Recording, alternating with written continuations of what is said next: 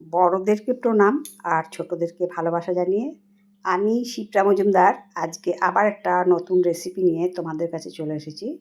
আশা করি রেসিপিটা তোমাদের ভীষণ ভালো লাগবে। তাহলে দেখতে শুরু করা এখন থেকে। আজকে আমি তোমাদেরকে কি দেখাতে চলেছি দেখো বন্ধুরা। আমি আজকে কিছুটা বেশ লাল শাক নিয়ে নিয়েছি। লাল শাকটা আমি আজকে রান্না করব না, লাল শাকের যে ডাঁটা থাকে সেই ডাঁটাটা আজকে তোমাদেরকে রান্না করে দেখাবো। ভীষণ সুন্দর টেস্টি একটা লাল শাকের ডাঁটা রেসিপি তোমাদেরকে আজকে তৈরি করে দেখাচ্ছি।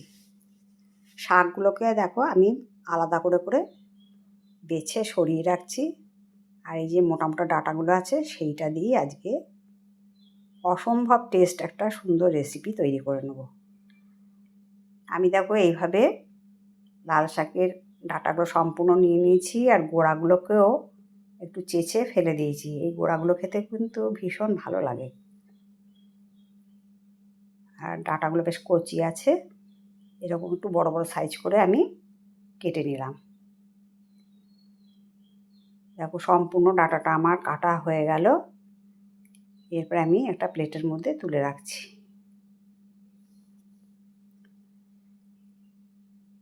এবার এটাকে পরিষ্কার করে ধুয়ে নেব। এবার দেখো একটা আলু নিয়ে নিচ্ছি। আলুটাকে আমি এইভাবে কেটে নিচ্ছি। খোসাগুলোকে ছাড়িয়ে নিলাম প্রথমে। তারপরে দেখো তোমাদেরকে দেখিয়ে দিচ্ছি কীভাবে আলুটাকে কাটছি। একটু মোটার দিক দিয়েই কাটতে হবে। প্রথমে 2 ভাগ করে তারপরে একটা ভাগকে আবার 3 ভাগ করলাম, দিয়ে ওই রকম করে কেটে নিলাম। একটু লম্বা লম্বা আর মোটা মোটা করে আলুগুলো কাটতে হবে। এরকম করে আলুগুলো কেটে নিলাম। এবারে এখানে আমি 3খানা পেঁয়াজ নিয়েছি। পেঁয়াজগুলোকেও একটু মোটা করে কেটে নিচ্ছি। আলু কিন্তু বন্ধুরা আমি এখানে 2টো আলু নিয়েছিলাম। 2টো আলুকে আমি সুন্দর করে কেটে নিয়েছি। আর পেঁয়াজ 3টেকেও আমি একটু মোটা মোটা দিক দিয়ে কেটে নিচ্ছি। তোমরা দেখে বুঝতে পারছো ঠিক এইরকম মোটা মোটা করছি। আলু, পেঁয়াজ আর ডাঁটা আমি একটা থালার মধ্যে তুলে রেখেছি।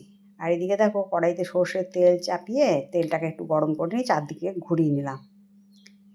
এরপরে আমি এর মধ্যে দিয়ে দিচ্ছি কালো জিরে, একটু ফোড়ন দিয়ে দিলাম।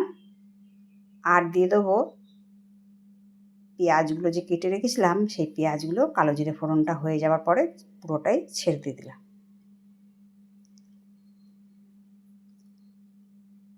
এবার একটুখানি নাড়িয়ে চাড়িয়ে ভেজে নেব। আজকের রেসিপিটা এত টেস্টি হয় যে তোমরা হয়তো অনেকেই জানো না, এগুলোকে হয়তো ফেলেও দাও। তাই তোমাদেরকে রিকোয়েস্ট করব আমার রেসিপিটা দেখে অবশ্যই একদিন রান্না করে খেও।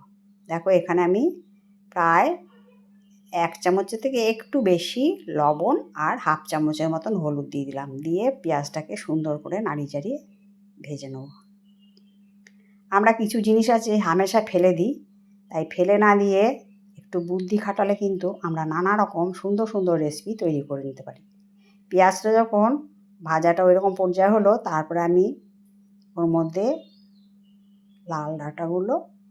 লাল শাকের ডাঁটা আর আলুগুলোকে দিয়ে দিলাম।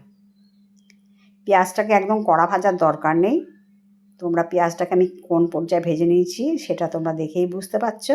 ঠিক এরকম যখন একটুখানি কালারটা সাদা ভাবটা চেঞ্জ হবে সেই পর্যায়ে গিয়ে আমি শাকের ডাঁটা আর আলুগুলো দিয়ে দিলাম। দিয়ে এবার একটা ঢাকনা চাপা দিয়ে দিলাম কিছুক্ষণের জন্য। আর এদিকে দেখো একটা মিক্সিং জার নিয়েছি, তার মধ্যে 1 চামচ সর্ষে দিয়ে দিলাম। আর 1 চামচ কালো সর্ষে, 1 চামচ সাদা সর্ষে দিয়ে দিলাম। আর দিয়ে দিচ্ছি পোস্ত। পোস্তটাকে এখানে একটু বেশিই দিতে হবে। এখানে 2.5 চামচের মতন পোস্ত দিয়ে দিলাম। আর দিয়ে দিচ্ছি 5টা কাঁচা লঙ্কা।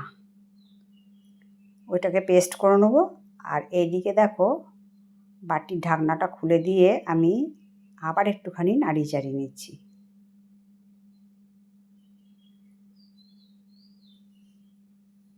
আলুটাও অনেকটা হয়ে এসছে আর লাল শাকের ডাঁটাটাও বেশ মজে গেছে।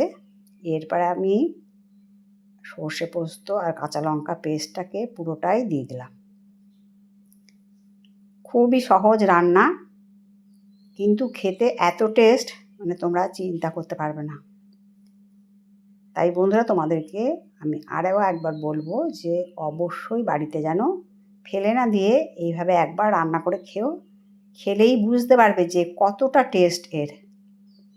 দেখো, আমি মিক্সিং জারটা ধুয়ে একটুখানি জল দিয়ে দিলাম, দিয়ে ভালো করে আবার নাড়িয়ে চাড়িয়ে এটাকে সুন্দর করে রান্না করে নেব। এরপরে দিয়ে দিচ্ছি ঝাল লঙ্কার গুঁড়ো। এটা যেহেতু ঝাল চচ্চড়ি, সেই জন্য আমি একটুখানি লাল লঙ্কার গুঁড়ো দিয়ে দিলাম, দিয়ে ভালো মতন করে নাড়িয়ে চাড়িয়ে একটুখানি রান্নাটা করে নেব। লাল শাক ডাঁটার ঝাল চচ্চড়ি এইরকম করে রান্না করে নিলে মানে গরম গরম ভাতের সাথে এত দুর্দান্ত লাগে যে তোমরা বিশ্বাস করতে পারবে না।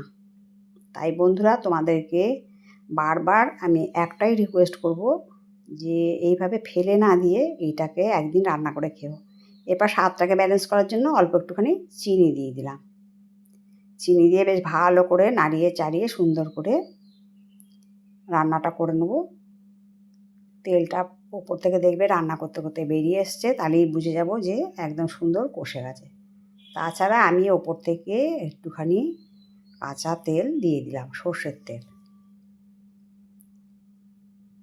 দেখবে যে কোনো চচ্চড়ি বা ঝাল যাই রান্না করা হোক না কেন, শেষকালে যদি একটুখানি কাঁচা তেল দেওয়া হয়, রান্নার টেস্টটা দ্বিগুণ বেড়ে যায় আর গন্ধটাও দুর্দান্ত হয়। বেশ কিছুক্ষণ ধরে রান্নাটা করে নিচ্ছি। দেখো, কালারটা বেশ সুন্দর হয়েছে। রান্না করার পরে তোমাদেরকে একটুখানি দেখিয়ে দিচ্ছি। আর একটুখানি জল জল ভাব আছে, সেইটাকেও আমি শুকিয়ে নেব। এটাকে মোট কথা একটুখানি টান টান করেই রান্নাটা করতে হবে। এই রান্নাটা একটু ঝোল ভাব না থেকে যদি একদম একটু বেশ ড্রাই ভাব থাকে, এটা কিন্তু ভাত দিয়ে খেতে ভীষণ ভালো লাগে। এইভাবে আমি আরেকটুখানি সময় ধরে রান্নাটা আমি করে নেব, যতক্ষণ না এই ঝোলটা টেনে যায় সেই পর্যন্ত আমি এটাকে রান্না করে দিলাম। দেখো, তেলটা কিন্তু সম্পূর্ণ ওপর দিকে ভেসে উঠেছে। রান্নাটা আমি এইখানেই কমপ্লিট করলাম। এবার দেখো, একটা প্লেটের মধ্যে সার্ভ করে নিচ্ছি।